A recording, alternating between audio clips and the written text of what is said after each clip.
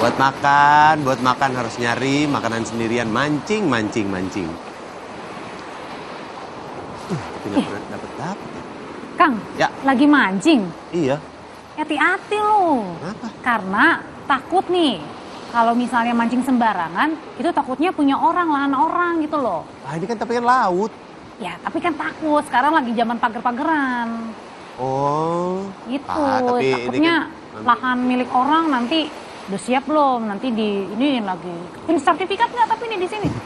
ya punya lah, tapi ini mah kan laut bebas gitu nih. Bukannya nggak apa-apa ya? Iya, cuman kan sekarang katanya ada sertifikat, ada HGB-nya, Harus. ada SHM-nya. Jadi mana SHM-nya nih? Ah. Bentar. Nih dapet nih kayaknya nih. Nah, Wah. kayaknya tuh udah nih. Lah, tapi kok Enggak, ini tapi bukan bentar ini kan saya di laut ya. Heeh. Kenapa dapetnya ini Rumput. rumput buat main futsal saya? Oh, atau bukan Oh, rumput laut ini. atau rumput betul. tetangga nih? Rumput laut ini mah. Oh, bukan. Kayak gini baru tahu saya juga. Oh, Saya iya. terakhir makan rumput laut 30 tahun yang lalu sih. Berarti sekarang umurnya berapa? Udah 30 tahun. 102. Oh, aduh. Oh. Tapi itu apaan? Ah, ini ada tulisan. Wih, Apa tuh? laut kan gini. Nah, tuh. Laut ini Milik rakyat Indonesia. Tuh, siapa aja boleh karena dong. siapa aja boleh ya, Iya. karena pagar sepanjang 30,16 km ini jadi membuat nelayan jadi susah melaut karena kemudian juga pagar laut yang ada di Tangerang bukan hanya membuat nelayan ini menjadi susah melaut, tetapi katanya juga jadi makan ongkosnya itu jadi gede banget gitu ya. Karena kenapa ya kira-kira? Nanti kita akan lihat ya. Para nelayan di Tangerang punya kemenangan kecil. Keberadaan pagar laut yang selama ini menghambat mata pencaharian mereka akhirnya dibongkar. Bersama TNI AL, nelayan yang ikut bahu-membahu membongkar pagar laut di Tanjung Kait Tangerang, salah satunya adalah Nata.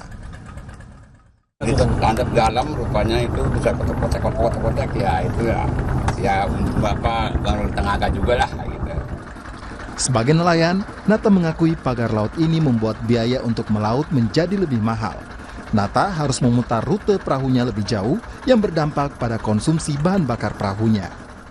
Ya benar berkurang itu. Jadi harus nawar sini, nyari ikan sini nggak bisa ada ini, ada pagar. Nelayan lainnya yang ikut berkeringat membongkar pagar laut di Tangerang adalah Saibun Ali. Meski menggunakan alat bantu, Saibun menyebut pencabutan pagar di saat air laut pasang cukup sulit. Dalam singgakannya nyedot pasir, jadi ngisep pasir itu di. Tergantung kalau air surut cetek, tapi kalau lagi begini kan pagi nih banjir dia. Menteri Agraria dan Tata Ruang Nusron Wahid menyebut hak milik di Laut Tangerang tidak sah secara hukum. Saat meninjau langsung area lokasi pagar laut Desa Kohot, Kecamatan Pakuhaji, Kabupaten Tangerang, Banten, Nusron menegaskan soal aturan tanah musnah. Nusron sempat berdebat dengan lurah setempat lantaran menyebut dahulunya titik pagar laut adalah empang. Tadi di sono saya berdebat sama Pak Lurah. Pak Lurah ngotot bahwa itu dulunya empang. Karena udah nggak ada tanahnya, saya nggak mau debat soal masalah garis pantai apa nggak mau itu dulu.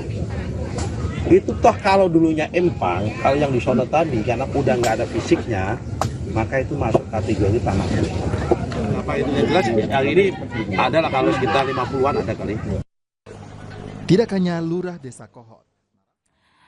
Jadi nelayan tuh sekarang ini susah ya, terutama karena nelayan yang kemudian sehari-harinya mencari ikan di tengah-tengah pagar bambu begitu yang dipasang di Tangerang, Banten. Mereka harus memutar jarak jauh untuk bisa menangkap ikan. Ya betul, belum lagi kalau misalnya perahunya nyangkut. Terus juga kalau misalnya bambunya nggak kecabut sempurna, itu kan masih ada sisa-sisanya ya, nancep di dasar lautan. Wah, iya juga. Jadinya keganggu ya. Oke, keganggu banget. Nah, oleh karena itu kita akan dengar langsung ya, Kang, ceritanya dari salah satu nelayan di Tanjung Kait Tangerang. Sudah ada bersama saya di sebelah, sudah ada Mas Muhammad Sambas. Malam, Mas Sambas. Malam.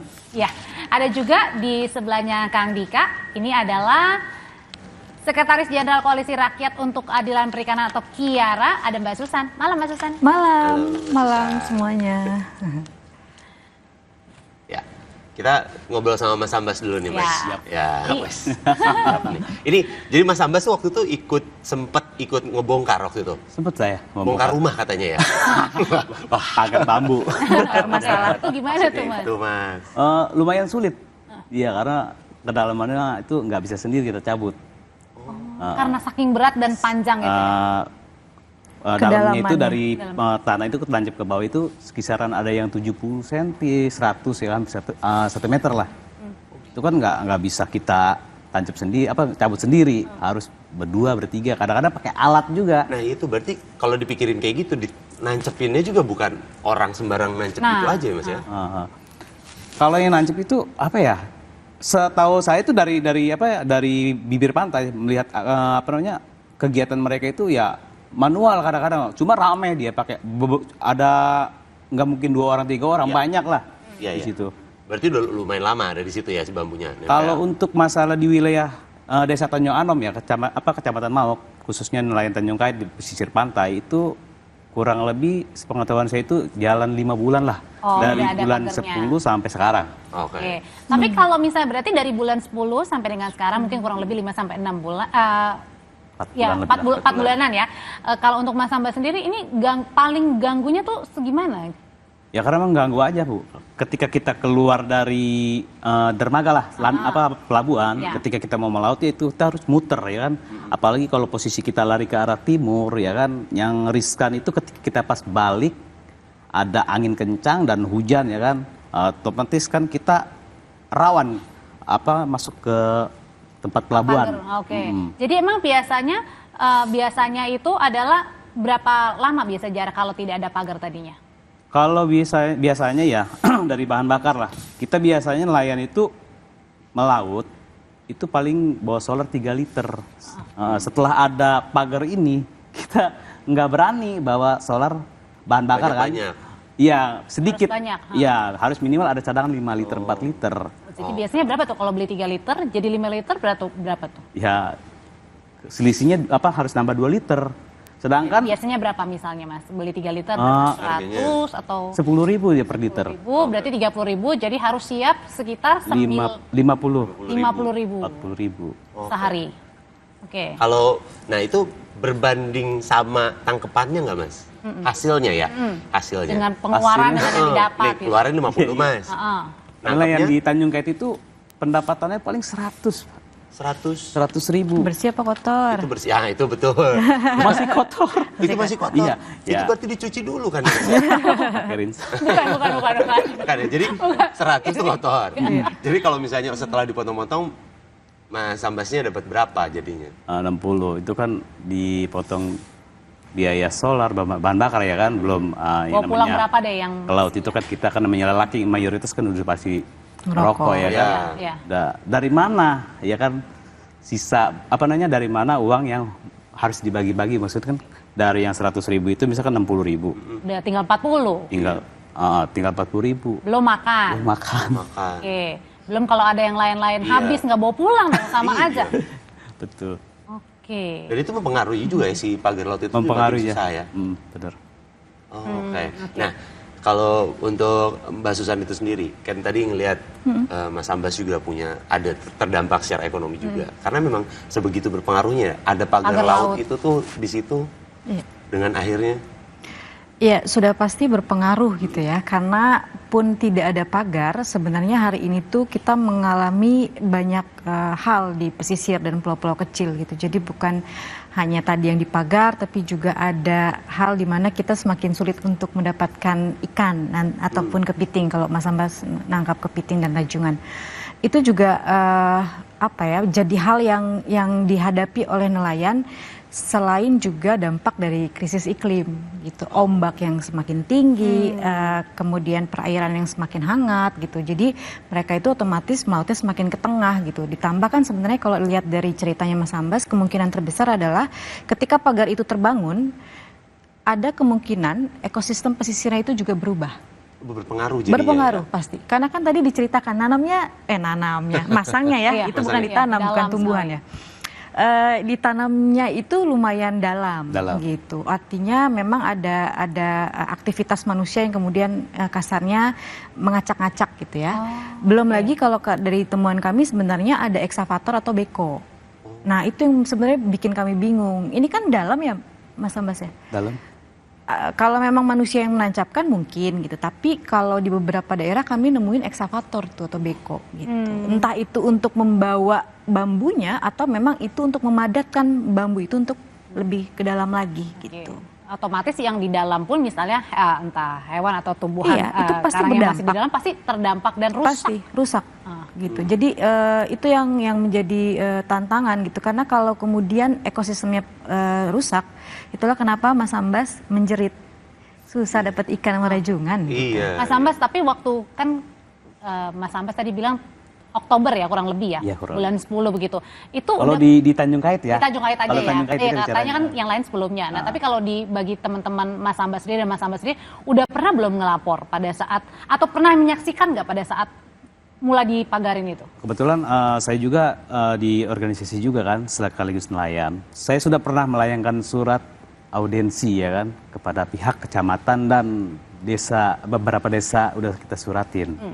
Ketika itu di tanggal 14 itu saya mengantarkan surat kepada camat ya, Camat Maok lah. 14 Oktober atau? Kemarin. Oh kemarin Januari, oke. Januari. Saya sudah melayangkan surat untuk audiensi ya kan. Tapi sudah sepakatin pas tanggal 16 kita sudah kumpul semua organisasi yang ada di wilayah Kecamatan Maok.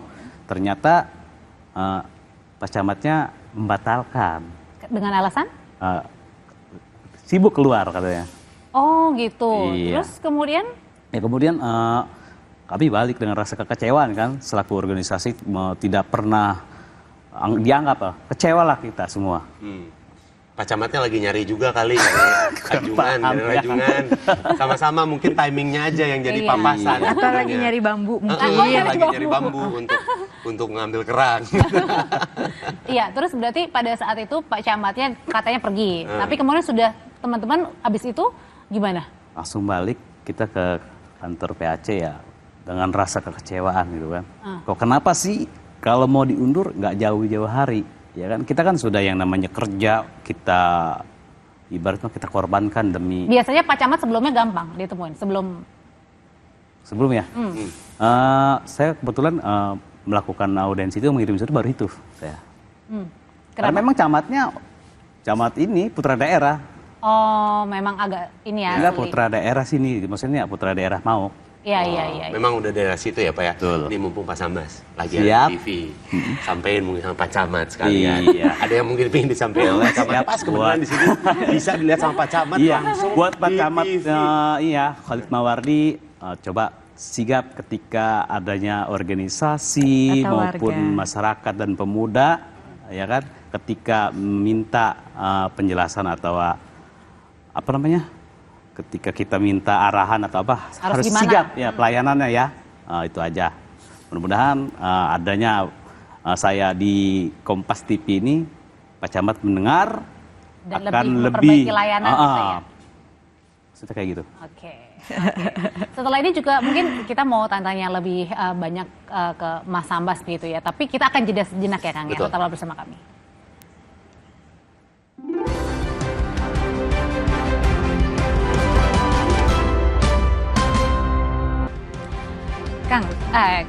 Mas Sambas, jadi Kang Dika kan. Boleh, Kang. Mas Sambas, tadi kan kalau Mas Sambas kan bilang kalau Pak Camatnya sudah ngelapor ke Pak Camat, tapi kemudian susah. Nah sebenarnya kalau dari teman-teman sendiri pernah ngerasain nggak sih misalnya ada intimidasi misalnya pada saat ramai-ramai pembongkaran pagar laut gitu? Kebetulan kemarin juga adalah masyarakat, ya kan, dia itu kerjaannya punya bagan pancing kan. Nah dia tuh bikin TikTok, terus kan TikToknya viral tuh kan, penayangan hampir kalau nggak salah 3M lebih kan. Itu kan jadi ada tekanan katanya. Kata saya ngapain takut kalau selagi kamu benar ya kan. Ini TikTok yang berisi pagar laut itu? Konten-konten mungkin. Terus? Iya katanya ada tekanan gitu. Kata saya siapa aja yang nekan? Kalau misalkan ada intimidasi coba kita cross check siapa orangnya ya kan. Nanti saya juga buat pihak-pihak terkait ya, pembela masyarakat, coba tolong dikawal, takut terjadi apa-apa saja. Ya, tadi juga Mas Sambas sudah bilang ke kadesnya ya. Kades sudah kami suratin. Kecamat sudah. Camat sudah. Camat sudah. 3 kades sudah kami suratin sudah. Sudah. Dan sampai ke kebetulan kepala karena tadi udah nyampein ke camat, kita akan tampilkan ini dia camatnya. Oh enggak. Takut. Tiba-tiba muncul. Oke. Ya. Nah, kalau untuk Mbak Susan tadi juga ngomongin soal ekosistem di sekitarannya. Ini kan dengan adanya pagar laut ini juga pasti akan berpengaruh. Pasti, tidak mungkin. Karena kan pasti. Ini untuk memperbaikinya butuh waktu yang lama kah? Aduh, pertanyaan sulit ini. Karena ini akan nyambung dengan tingkah lucu-lucunya negara ini gitu ya. Ketika ngomongin kerusakan, kalau dilihat di media bagaimana negara ini mendorong sanksi administratif. Sanksi administratif yang kemudian keluar di statement media, dendanya itu 18 juta per kilometer. Yang kalau kita total itu tidak sepadan dengan kerusakan. Tidak sepadan dengan kerusakan yang dialami oleh nelayan, ekosistem yang rusak, betul Pak? Betul. Karena ketika Bapak sulit melaut, nggak ada negara mau bantu. Gitu. Nggak ada mau support apa?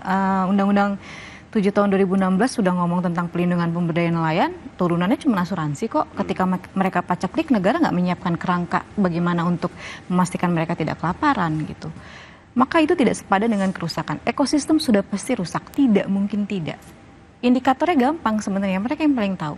Catanya mereka tangkapannya menurunnya berapa banyak, itu aja sebenarnya. Ya. Itu. Ya berarti ini pagar laut udah dicabut. Belum, meskipun Rusak belum lagi. semua ya, Belum semua. Tambah 5 rusak lagi kilometer. tuh Hari ini aja ekosistem. nggak katanya, Ya. yang kita bukan katanya, tapi memang kita lihat ini tidak ada ya, Lagi dihentikan off. sementara, lagi off sementara waktu. Ya.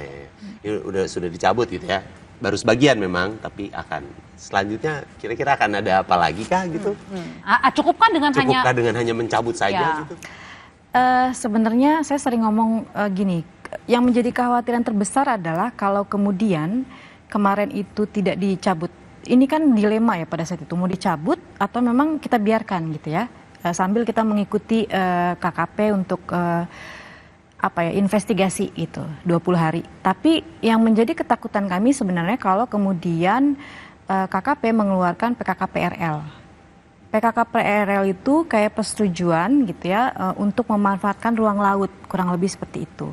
Kalau PKKPRL-nya keluar, maka disitulah sebenarnya pintu masuk untuk reklamasi atau penimbunan pesisir. Karena kalau lihat dari bagaimana pagar ini tersusun, ini nggak mungkin untuk kerang hijau, betul kan? Nggak mungkin untuk breakwater, nggak mungkin gitu. Jadi ini memang penimbunan pantai atau reklamasi. Jadi itulah kenapa kemarin Menteri KKP mengatakan reklamasi alami gitu.